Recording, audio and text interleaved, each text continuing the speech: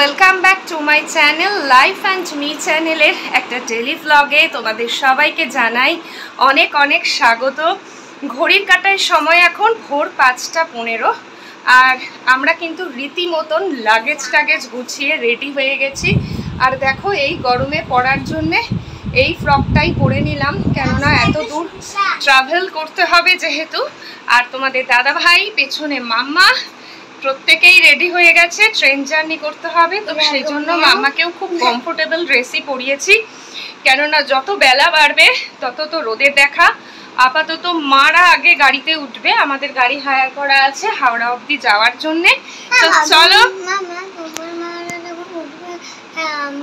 আমরা এখান থেকে উঠবো, মারা উঠবে জাস্ট একটা গলি পরেই আমার বাপের বাড়ি। মারা উঠে এখানে আসবে, তারপর আমরাও উঠবো।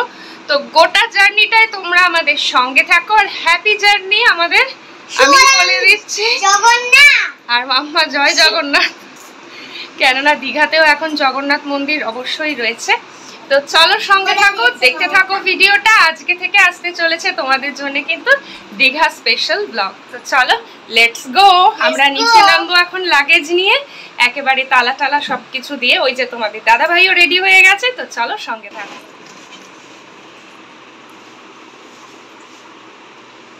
চলো ঠিক আছে, তোমাদের দাদা ভাই নিয়ে নিয়েছে লাগেজ, এখানে একটা হাতে একটা। চলো এরপর আমরা বেরিয়ে পড়ব। বাবু একটু মেশোকে হেল্প কর লাগেজগুলো তুলতে, নেমে এসো।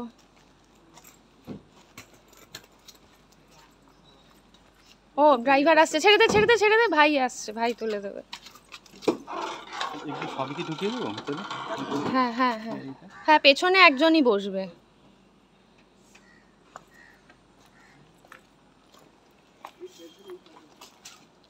আবার বাবা নামতে গেলে কেন?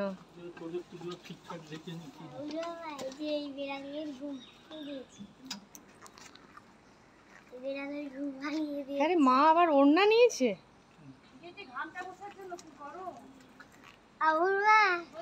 কাজগুলো নামানো আছে তো গাড়ি। আয় এদিকে এদিকে এদিকে।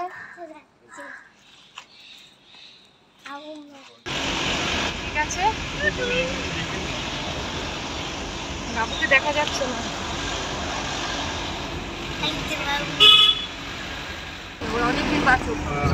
বাবু কটায় উঠেছে মা?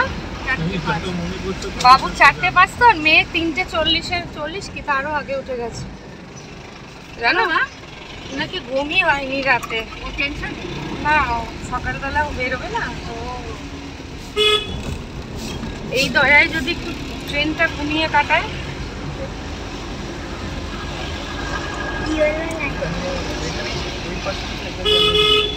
বাবুকেই দেখা যাচ্ছে না।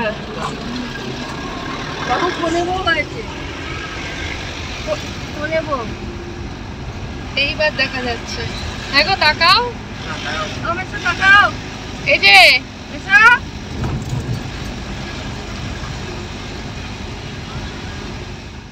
সবাইকে নিয়ে চলেছি আমরা। প্রত্যেক বছর বাবা মাকে নিয়ে চেষ্টা করি একটা কাছে পিঠে হলেও ট্যুর করার।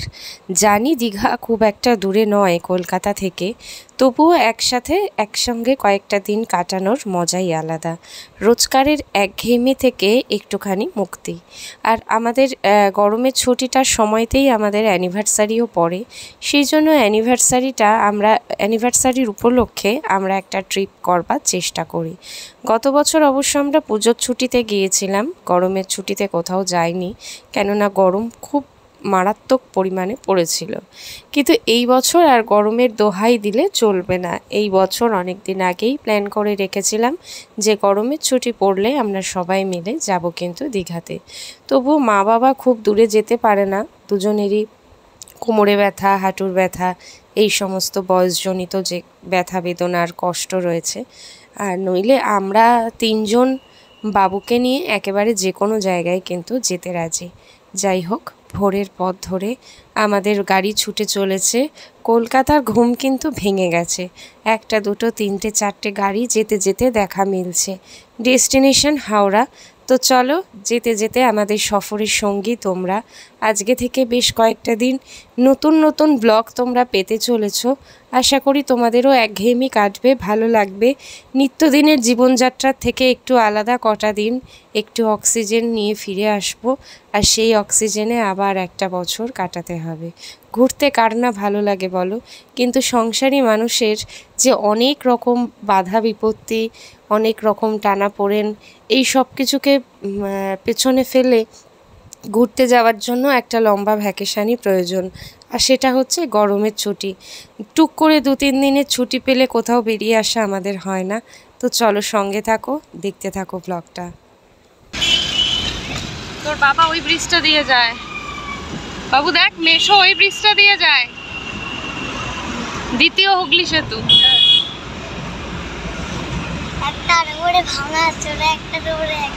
পার্কিং তাহলে কি করবে, বাইরেই তো।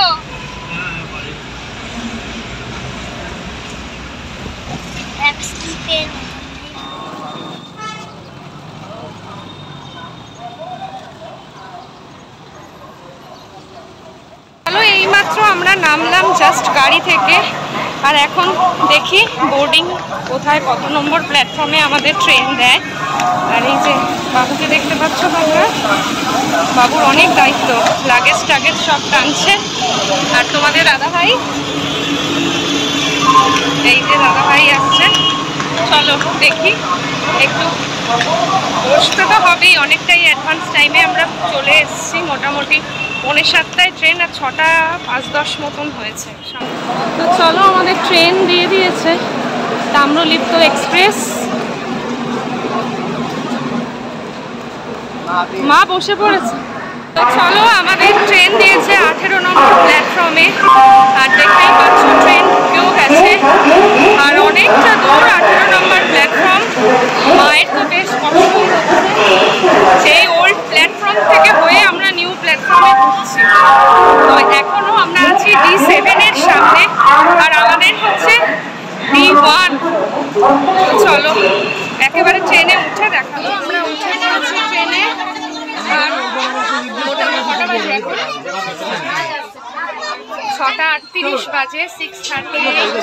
এখান থেকে 3টে সিট আমাদের, আর ওইদিকে দেখো তোমাদের দাদাভাই বসেছে মাম্মাকে নিয়ে।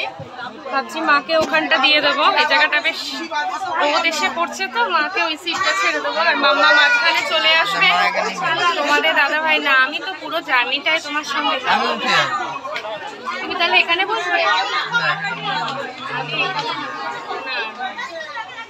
আমি পুরো জার্নি না না এখন খেয়ে নিয়ে দেবে। আচ্ছা ওর হাতে একটা দিয়ে দাও। তোর জাস্ট 6:46-45 টাইম ছিল, আর একেবারে রাইট টাইমে কিন্তু আমাদের ট্রেন ছেড়ে দিয়েছে।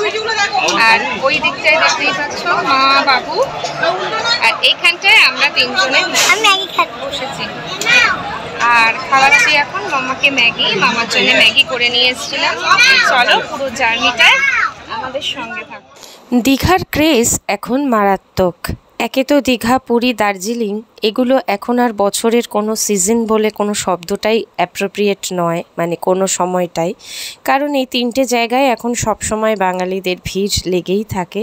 তার মধ্যে দীঘায় জগন্নাথ মন্দির উদ্বোধন হয়েছে 30শে এপ্রিল, আর তারপর থেকে যেন মানুষের ঢল নেমেছে। প্রায় 1.5-2 মাস আগে টিকিট কেটেও আমরা কিন্তু একটাও এসি কোচ পাইনি, কেননা পুরো ট্রেনটাই এসি কোচ খুবই কম থাকে, তাই সেগুলো অনেক আগেই বুক হয়ে যায়। আর আমরা কিন্তু এরকম সিটিং চেয়ার কারেই গেছি, কিন্তু সত্যি কথা বলতে জার্নিটা কিন্তু ভালোই ছিল, কারণ চারিদিক থেকে যথেষ্ট হাওয়া, সেরকম একটা কষ্ট আমাদেরকে পেতে হয়নি। আর হোটেল আমাদের এসি হোটেল আমরা বুক করেছিলাম, কারণ জানি যাদের এসিতে থাকার অভ্যেস তাদের এই গরমে এসি ছাড়া থাকতে বড্ড কষ্ট হয়। তবুও মা বাবার কষ্ট একটু হয়েইছে, কারণ যতই হোক এসির মধ্যে থাকা আর একটা নর্মাল তোমার জাস্ট হাওয়া ঢুকছে বাইরে থেকে, এরম একটা অ্যাটমসফিয়ারে মানিয়ে নিয়ে চলায় গরমের মধ্যে। কিন্তু কি করব বলো, ইচ্ছে থাকলেও তো সবসময় উপায় থাকে না। চলো মেয়েটাকে একটু ম্যাগি খাইয়ে নিই। মেয়েটা অনেক সকালে বেরিয়েছে, তো এরপরে দেখতে থাকো তোমরা আমাদের ট্রেনের ভিডিও। চিকেন সার্ভিস বাবা একটা 100 ভাগিয়ে দাও না হ্যাঁ দাও না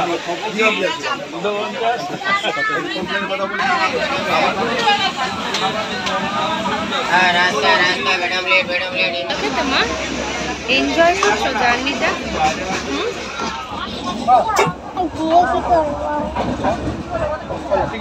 কি সমুদ্রে খাবাবে? আমার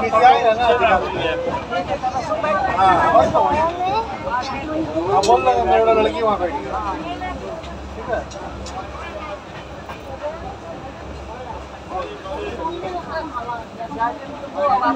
हाँ लोग हाँ सामने बस बैठा आगे इसका बाद साइड चलो पानी बजाओ पानी पानी है भाभी तो उधर चालू बैठी हो ট্রেনে উঠেই মাম্মা আর বাবু দুজনেই খেয়ে নিয়েছে কিন্তু চিকেন পিৎজা। যদিও মাম্মা পুরোটা শেষ করতে পারেনি, কেননা মাম্মা ম্যাগি খাচ্ছিল। ও বাইরের খাবার খাবে কি খাবে না এই ভেবে ওর জন্য ম্যাগি করে নিয়ে এসেছিলাম। তো কিছুটা হলেও মাম্মা চিকেন পিৎজা খেয়েছে। আর প্যান্ট্রি থেকে একের পর এক এরকমভাবে হকার উঠছে, দেখো কত খাবার দাবার সব কিছু নিয়ে। আমরাও যদিও এখান থেকেই খাওয়া দাওয়া সারবো। আর এদিকে বাবা মা কেক বিস্কুট সমস্ত কিছু নিয়ে এসেছে।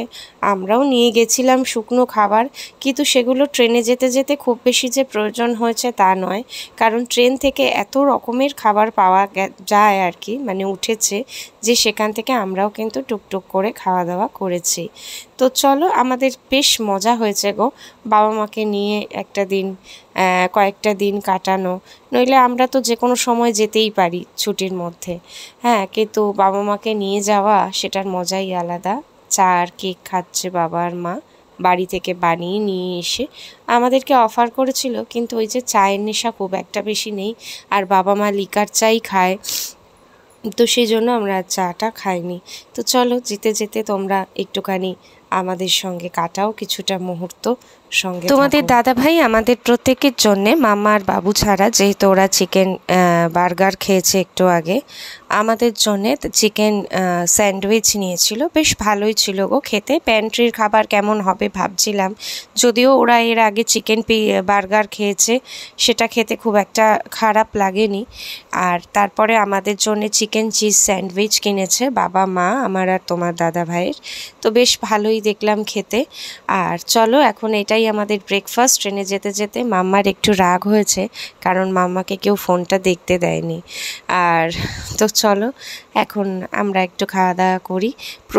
দীঘার প্রথম দিনের ব্লগটা মনে হচ্ছে যেতে যেতেই পুরো টাইমটা কভার হয়ে যাবে, এত কিছু শ্যুট করেছি। অ্যাকচুয়ালি এগুলোই স্মৃতি হয়ে থাকে গো, স্মৃতির পাতায়।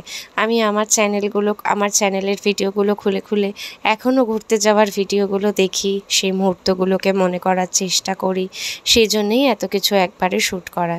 জানি না তোমাদের কেমন লাগবে ভিডিওটা। সব কিছু প্যাকিং করলেও হঠাৎ করে দেখি আমার জন্য কেবলমাত্র একটাই সুতির রুমাল নিয়েছি আর একটা টাওয়েল রুমাল। তাই তড়িঘড়ি ট্রেন থেকে আমার জন্য একটা সুতির রুমাল কিনলাম। আর আমার রুমাল মানে তো মাম্মার রুমালও কিনতে হবে। তো চলো, দেখতে দেখতে রূপনারায়ণ চলে এসেছে। আর রূপনারায়ণ চলে আসা মানে আমরা কিন্তু দীঘার অনেক কাছাকাছি পৌঁছে গেছি। চলো, এবারে একটুখানি বাইরের ভিউ তোমাদের জন্য শেয়ার করছি। এতক্ষণ তো ট্রেনের ভেতরেই সব কিছু দেখলে, তো চলো সঙ্গে থাকো। সবচেয়ে ভালো লেগেছে আমার মেদিনীপুর কাঁথি এই এলাকাটায় এত সুন্দর পদ্ম ফুলের চাষ হয়, আর একদম ট্রেন থেকে দেখা যায়।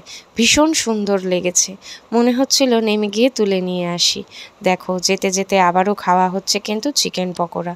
তবে এতগুলো খাবারের মধ্যে সবথেকে ঠকিয়েছে মনে হলো যেন চিকেন পকোড়াটাই। 60 টাকা করে প্লেট নিল, অথচ চিকেনের পকোড়াগুলো যেমন ছোট তেমন হাড়ে ভর্তি। যাই হোক, মাম্মার আবদারে কিনতে হয়েছিল, মেয়ের স্বাদ মিটেছে এই অনেক।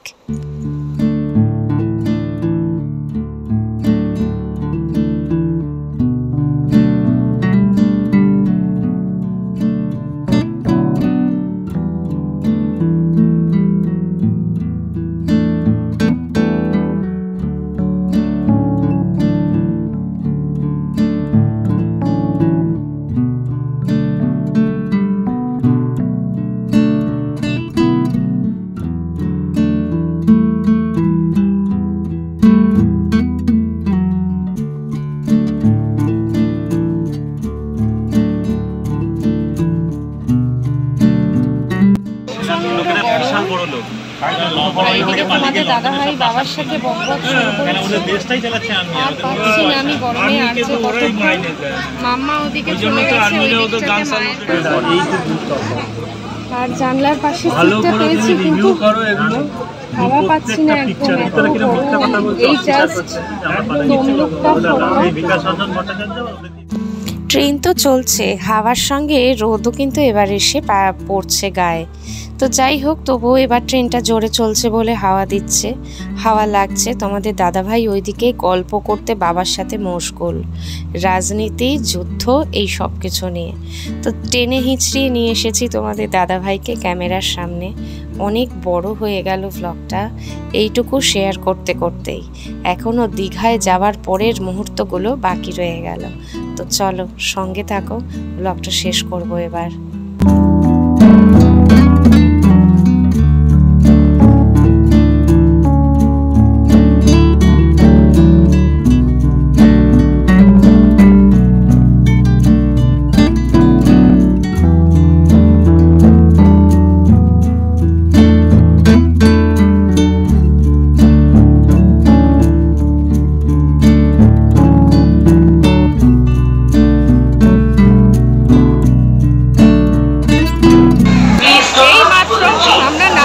স্টেশনে, আর আমাদের ট্রেন 1 ঘন্টা, প্রায় 1 ঘন্টা লেট।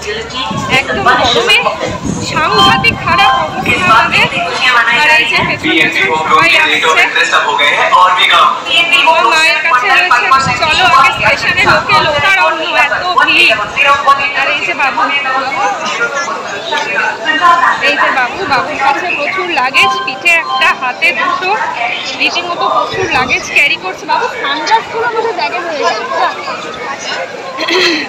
তেরে ঝগড়া করে নামতে হলো ট্রেন থেকে, গলাটা ফিরে গেল তেরে ঝগড়া করতে গিয়ে। চলো বাবা আগে হোটেলে যাব, গিয়ে ফ্রেশ হব, তারপর শান্তি। এখন কত দূর দীঘার প্ল্যাটফর্ম কে জানে বাবা। তো দেখো এখন বাজে 11টা, আর এখান থেকে মন্দিরটাও দেখা যাচ্ছে সামনে। দেখালাম তো, হ্যাঁ নিউ দীঘা।